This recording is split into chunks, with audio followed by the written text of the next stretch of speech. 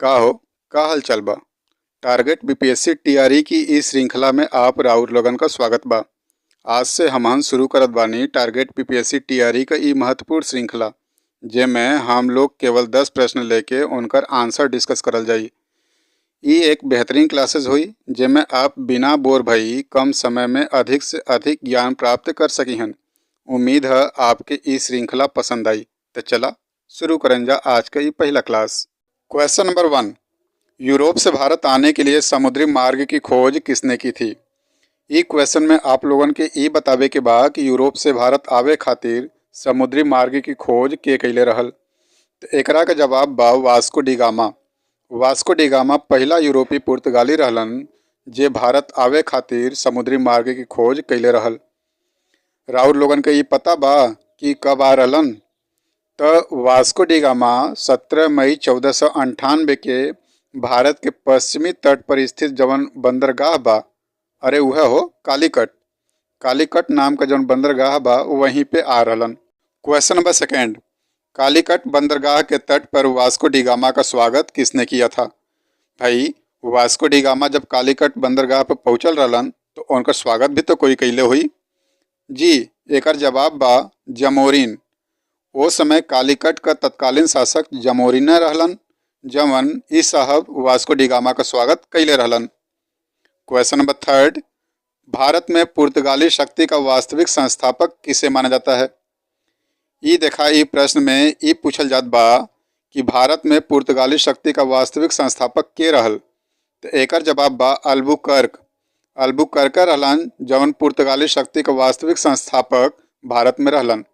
अच्छा, अल्बुकर्क साहब जौन हन वो 1509 से लेके 1515 तक भारत में वायसराय भी रह चुकल हुवन। ये ध्यान रखिए। अब जब बात वायसराय का चलबे किया है तो अगला प्रश्न भी काहे ने यही से ले लेवन जा। चला देखा। क्वेश्चन नंबर 4, पुर्तगाली उपनिवेश का प्रथम वायसराय भारत में कौन नियुक्त हुआ। पुर्तगाली उपनिवेश का प्रथम वायसराय भारत में के नियुक्त भर रहल। तो एकर जवाब बा फ्रांसिस्को दी अल्मीड़ा। फ्रांसिस्को दी अल्मीड़ा जौन हन वो भारत में पहला वायसराय बन के यहाँ आ रहलन। ध्यान रखिए एकरे पहले जौन अल्बुकर्क रहलन वो भी वायसराय रहलन, लेकिन पहला वायसराय नहीं रहलन बल्कि पहला वायसराय फ्रांसिस्को दी अल्मीड़ा था। ई कड़ी में अगला प्रश्न बा कि फ्रांसिस्को दी अल्मीड़ा ने हिंद महासागर में कौन सी नीति लागू की थी। फ्रांसिस्को दी अल्मीड़ा ने हिंद महासागर में कौन सी नीति लागू की थी।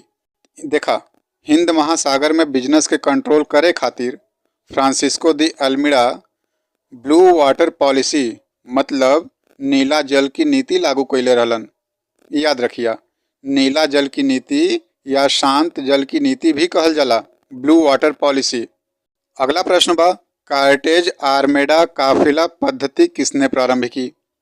कार्टेज आर्मेडा काफिला पद्धति के चालू कैले रहल। तो ई रहलन पुर्तगाली लोग। पुर्तगाली लोग हिंद महासागर में व्यापार के नियंत्रण करे खातिर कार्टेज आर्मेडा काफिला पद्धति शुरू कैले रहलन।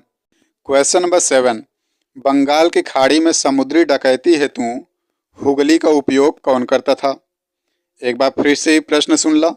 बंगाल की खाड़ी में समुद्री डकैती हेतु हुगली का उपयोग कौन करता था। तो ई रहलन पुर्तगाली लोग। देखा ये पुर्तगाली लोग कितना सातिर दिमाग वाले रहलन जवन की हुगली के लूटपाट का अड्डा बना ले रहलन। और हुगली उस समय कहाँ रहल तो बंगाल में रहल। प्रश्न नंबर 8 बा पुर्तगालियों ने भारत में सर्वप्रथम अपनी व्यापारिक कोठी कहाँ स्थापित की। मतलब ये जो पुर्तगाली लोग हुवन वो भारत में अपन पहला फैक्ट्री कहाँ पे डलले रहलन। तो एकर जवाब बा कोचिन। कोचिन जेके कोच्चि भी कहल जाला। यानी पुर्तगाली लोग भारत में अपन पहला फैक्ट्री कोचिन में डलले रहलन। आगे का प्रश्न बा 9, भारत में तंबाकू की कृषि आरंभ करने का श्रेय किसको दिया जाता है। भारत में तंबाकू की कृषि शुरू करे का श्रेय पुर्तगालियन के देवल जाला। ये ध्यान रखा। ई क्लास का अंतिम प्रश्न बा भारत में प्रथम प्रिंटिंग प्रेस की स्थापना कब हुई। भारत में पहला प्रिंटिंग प्रेस का स्थापना कब भर रहल। तो ध्यान द भारत में पहला प्रिंटिंग प्रेस का स्थापना करे का भी श्रेय पुर्तगाली लोगन के देवल जला जो ई लोगन गोवा में 1556 में स्थापित कैले रहलन। ई वीडियो में बस इतना। उम्मीद है आप लोगन के ई वीडियो पसंद आल हुई और ई कंटेंट आप लोगन के एग्जाम के खातिर बड़ा हेल्पफुल भी रही।